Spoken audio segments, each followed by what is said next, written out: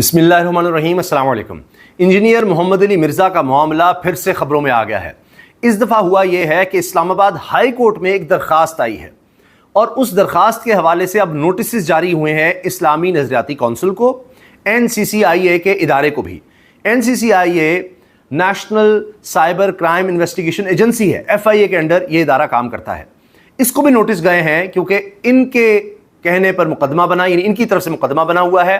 اور NCCIA نے ہی اسلامی نظریاتی کونسل سے رائے مانگی تھی انجینئر محمد علی مرزا کے بارے میں کہ کیا انجینئر محمد علی مرزا نے توہین مذہب کی ہے، گستاخی کی ہے یا نہیں کی۔ اس پر اسلامی نظریاتی کونسل جو کہ ایک آئینی ادارہ ہے، اس کی طرف سے جواب دیا گیا، اور جواب میں یہ کہا گیا NCCIA کو کہ جس نے پھر گرفتار کر کے مقدمہ بنایا ہوا ہے توہین رسالت توہین مذہب کا انجینئر محمد علی مرزا پر، NCCIA کو اسلامی نظریاتی کونسل جواب دیتی ہے کہ نہ صرف یہ کہ توہین رسالت بنتی ہے بلکہ توہین قرآن بھی اس شخص نے کی ہے، اور اس کو ظاہر ہے کہ اس کے مطابق سزا ملنی چاہیے۔ 295C کا مقدمہ ہے۔ اب اسلام آباد ہائی کورٹ میں ایک درخواست آتی ہے کہ جی یہ مقدمہ غلط بنا ہوا ہے، یا ان سے پوچھا جائے کہ اسلامی نظریاتی کونسل نے کیوں اس طرح سے کہا ہے۔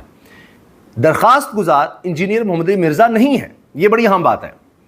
اس پر عدالت بھی پوچھتی ہے درخواست گزار سے کہ بھائی انجینئر آئے جس کے خلاف مقدمہ ہے، اس کا مقدمہ تو نچلی عدالت میں چل رہا ہے،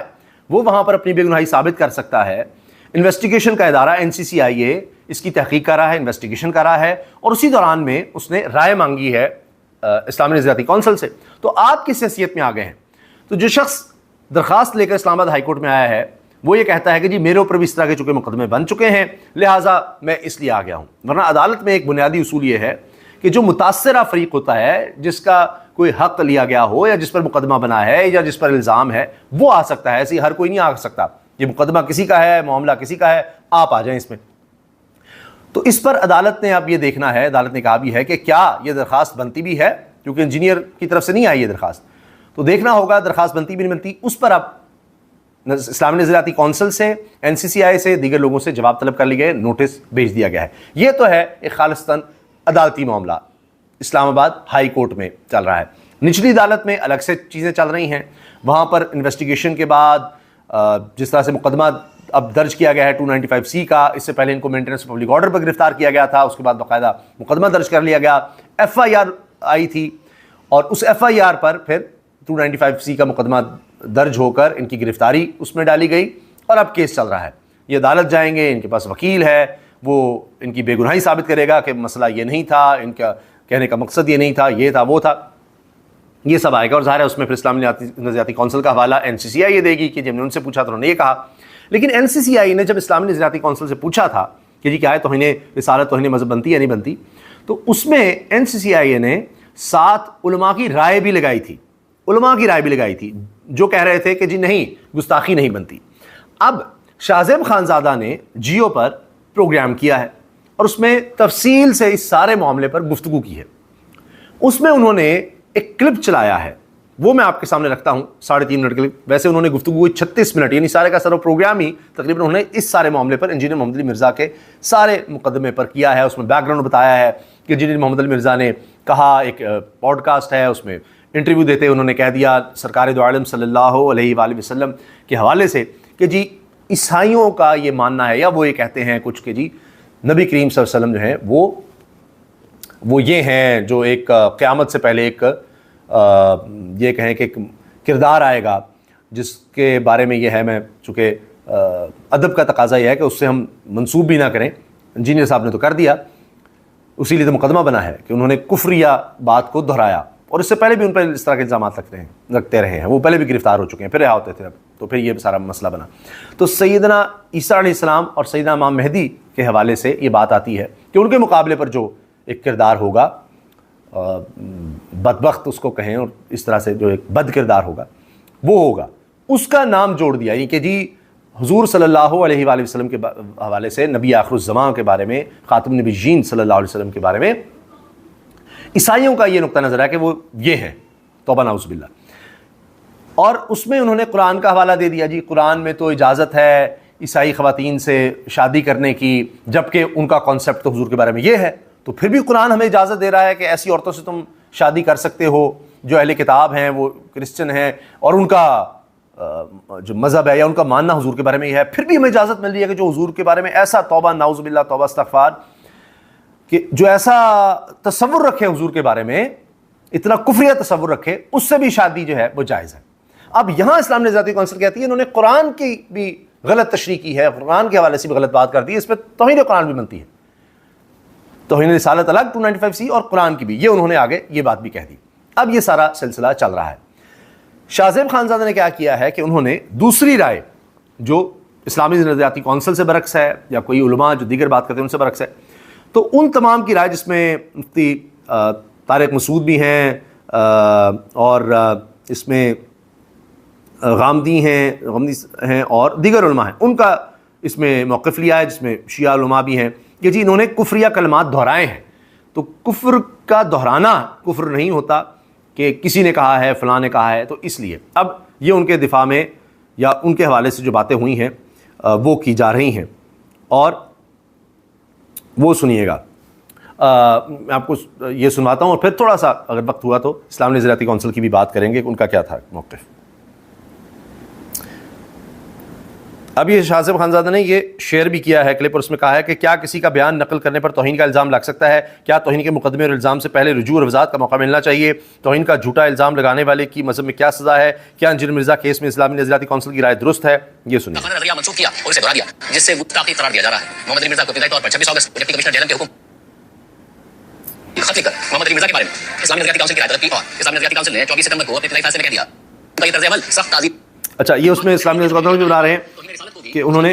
نہ صرف یہ کہ توہین رسالت کی ہے بلکہ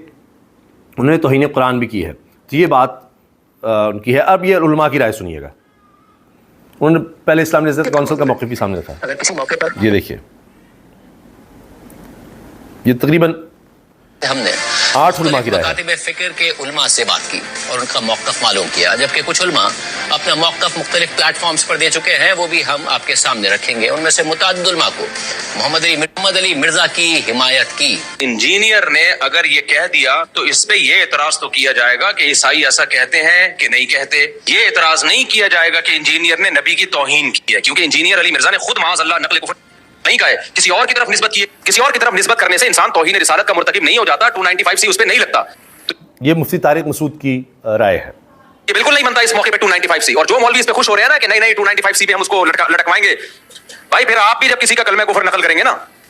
جن لوگوں نے جا کے FIR کٹائی انہوں نے کیا کہا کہ انجینئر نے نبی کے بارے میں یہ الفاظ کہے ہیں، تو انہوں نے بھی تو نقل کیے نا، تو پھر ان پہ بھی 295C لگاؤ۔ اگر کوئی شخص صرف اچھا، یہ میں بتا دوں کہ اسلامی نظریاتی کونسل نے کہا ہے کہ ضرورت کے تحت ہو سکتا ہے کہ جس طرح FIR میں درج کرنا ہے، جہاں بتانا ہے، تو آپ مختلف پلیٹ فارمز پر بار بار ایک ہی بات دہرائیں گے تو اس میں آپ کا پتہ چلتا ہے کہ آپ یہ کوئی علمی بحث نہیں ہے یا کسی قانون کے بارے میں یا کسی کو سزا دلوانے کے بارے میں نہیں آپ دہرا رہے، آپ تو خود سے بار بار ایک کفریہ کلمے کو بار بار کرتے چلے جا رہے ہیں، اس کا ایسے لگ رہا ہے کہ پرچار کر رہے ہیں۔ تو اسلامی نظریاتی کونسل کا موقف یہ ہے، قول نقل کرے اور اس کی بنیاد پر آپ اس طرح کے قوانین کا اس کے خلاف استعمال کرنا شروع کر دیں تو پھر تو ایک ایسا طوفان کھڑا ہو جائے گا کہ آپ کی ساری کتابیں اس کی عزت پہ آ جائیں گی۔ یہ علامہ امین شہیدی صاحب کا یہ کہنا ہے کہ جی پھر کتابوں میں چونکہ نقل ہوتا ہے کہ اگر آپ ایسی بات کریں گے تو آپ توہین کے مرتکب ہوں گے، تو ایسی بات تو کتابوں میں لکھی مل جاتی ہے کہ یہ توہین ہے، یہ بات کہنا توہین ہے، یہ نہیں کہنا چاہیے، کہ سارے خطبے اس کی عزت پہ آ جائیں گے، خود قرآن کریم پر بھی نعوذ باللہ لوگ الزامات لگانا شروع کر دیں گے۔ یعنی آپ ایک چیپٹر کھول دیں گے اس کے نتیجے میں شدت پسندی کا، جس کی انتہا کہیں پر بھی نہیں ہے اور اس کو ختم نہیں کیا جا سکتا پھر۔ یہ جو جملہ تھا، یہ جو الفاظ ہیں، یہ رسول اللہ صلی اللہ علیہ وآلہ وسلم کی شان میں، آپ کی بارگاہ میں بے ادبی، لیکن میں اس کو گستاخی نہیں کہوں یہ مفتی فضل ہمدرد ہیں جی، یہ کہہ رہے ہیں کہ نہیں یہ گستاخی نہیں۔ گا۔ میں یہ نہیں کہوں گا کہ یہ گستاخ ہے، یہ شخص توہین کی کر دی، اس نے یہ کر دی، اس کی وجہ ہی بتانا چلوں۔ میرا کوئی حق نہیں پہنچتا کہ میں کسی کو گستاخ رسول ڈکلیئر کروں، کسی کا کوئی حق نہیں پہنچتا۔ یہ کہا جا سکتا یہ ہے جاوید کہ احمد غامدی فلاں معاملے میں کسی نے غیر محتاط رویہ اختیار کیا، الفاظ کا انتخاب صحیح نہیں کیا، اسلوب درست نہیں تھا، اس طرح کے معاملات بارہا ہو جاتے ہیں۔ ان میں بڑوں کا کام یہ ہے کہ وہ توجہ دلائیں، یہ تربیت کا موضوع ہے۔ اگر کسی موقع پر اس سے کوئی تجاوز ہوا ہے تو زیادہ سے زیادہ تنبیہ جاری کی جا سکتی ہے۔ نقل کفر۔ اچھا، اب یہ جو غامدی صاحب نے بات کی جی تنبیہ کی جا سکتی ہے، غلط الفاظ کا استعمال، محتاط نہیں رہے۔ اب ایک شخص خود کو اسکالر کہے گا اور کہے گا جی 30 لاکھ سے زیادہ میرے فالوورز ہیں، اور بار بار ایک بات کرے گا۔ اس سے پہلے FIR کی درخواستیں آئی ہیں، بہت سے ہوئے ہیں کہ جی آپ صحابہ کے بارے میں، علماء کے بارے میں، اولیاء کے بارے میں، بزرگان دین کے بارے میں، انبیاء کے بارے میں آپ اس طرح گفتگو کرتے ہیں محتاط ہوں، ایسے نہیں کرنا چاہیے، نہیں کرنا چاہیے، نہیں کرنا چاہیے، تو ایک تسلسل ہے، تنبیہ سے بات آگے بڑھ گئی۔ یہ اب دوسری سائڈ کا میں موقع بتا رہا ہوں کہ جی بار بار ایک شخص کر رہا ہے، اس کو سمجھا بھی رہے ہیں، وہ باز ہی نہیں آ رہا، وہ پھر اس طرح گفتگو کرتا ہے، بار بار وہی بات کرتا ہے، جبکہ صرف یہ نہیں کہ توہین مذہب کسی کے بھی بزرگ کے بارے میں یا جس سے لوگ عقیدت رکھتے ہوں، اس کا احترام کرتے ہوں، تو آپ دل آزاری نہیں کر سکتے، یہ قانون کہتا ہے، لیکن وہ تو بار بار یہی کر رہے تھے۔ کفر نہ باشد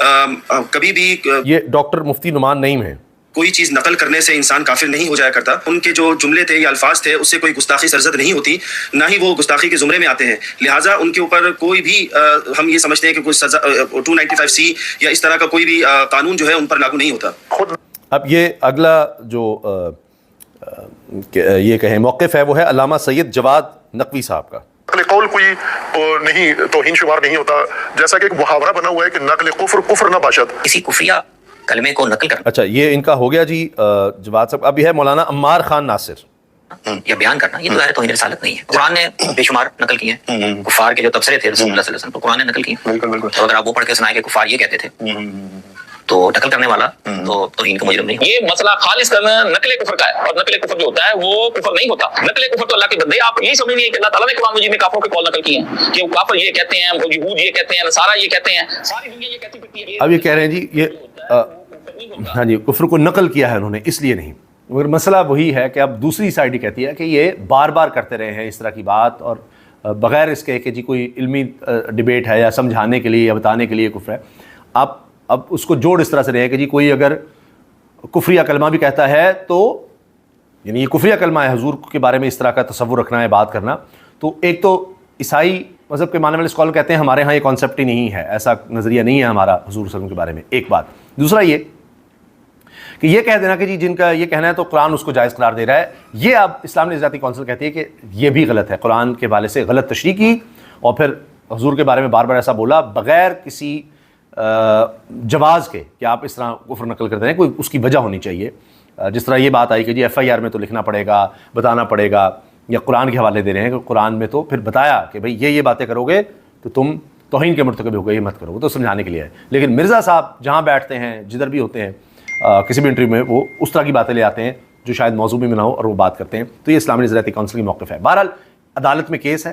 اسلام آباد ہائی کورٹ نے بھی اب جواب مانگ لیا ہوا ہے، تو دیکھتے ہیں کہ کیا جواب آتا ہے اس کیس میں، آگے کیا ہوتا ہے۔ لیکن اتنی آسانی سے اب یہ اس کیس کا فیصلہ نہیں ہونے والا، چیزیں دونوں طرف سے آئیں گی، وکلاء ادھر سے بھی پیش ہوں گے، دیکھتے ہیں کہ سرکار کا موقف اس بارے میں کیا آتا ہے، ابھی تو وہ انویسٹیگیشن میں ہے، رائے لے رہے ہیں، اور دوسری طرف سے انجینئر محمد علی مرزا کے جو وکلاء ہوں گے وہ تو ظاہر ہے ان کا دفاع ہی کریں گے، تو پھر فیصلہ عدالت نے کرنا ہے، پھر عدالت کے فیصلے کے بعد پھر آگے پھر معاملہ مزید عدالتوں میں جائے گا، تو ابھی یہ اتنی آسانی سے معاملہ حل طلب نہیں نظر آتا، یہ آگے بات بڑھنی ہی بڑھنی ہے۔ اللہ حافظ۔